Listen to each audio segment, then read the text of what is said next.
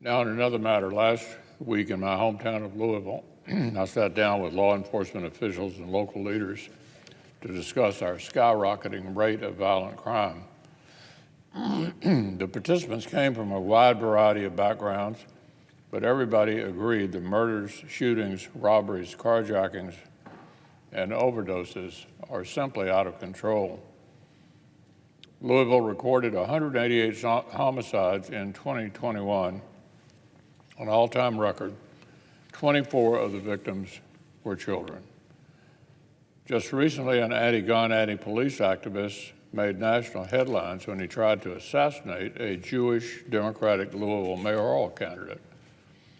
Jefferson County saw more than 500 drug overdose deaths last year, hundreds more than in years before the pandemic.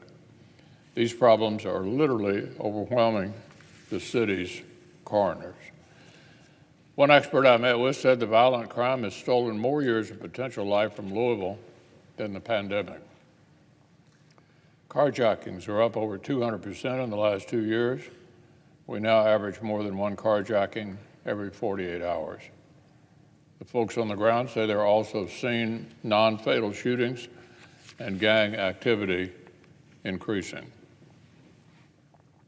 This crime spree is coming from a tiny minority of Louisville residents. 0.5% of the population manages to commit an outright majority of all the city's violent crime. That is possible in large part because many are let out back on the street within days of their arrest. Of course, this isn't just a Louisville problem. We've seen violent crime soar nationwide since the far left's national anti-police and anti-law enforcement campaign that began back in 2020. Cities everywhere are under siege. Here in Washington, in broad daylight just yesterday, there was literally an armed robbery right outside the headquarters of the FBI. Polls show 69% of Louisville residents oppose the defund the police movement, and 66% want more police in their neighborhoods. But many Democrats are still unwilling to openly call for law and order in our streets. As a result, police officials say their officers feel under siege. They're worried politicians will not have their back. Another huge factor is President Biden's failure to secure our borders. I was told at last week's roundtable that every bit of deadly heroin and fentanyl on our city streets now comes across our southern border. As long as this administration neglects to enforce our laws, every state becomes a border state.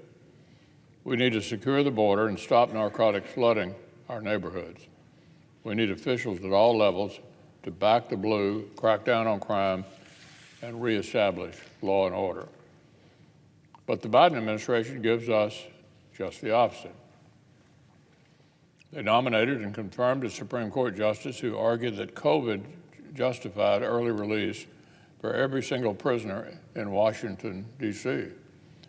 Just yesterday, the president issued a giant catalog of pardons and commutations, cutting sentences after sentence after sentence, particularly for convicted drug criminals.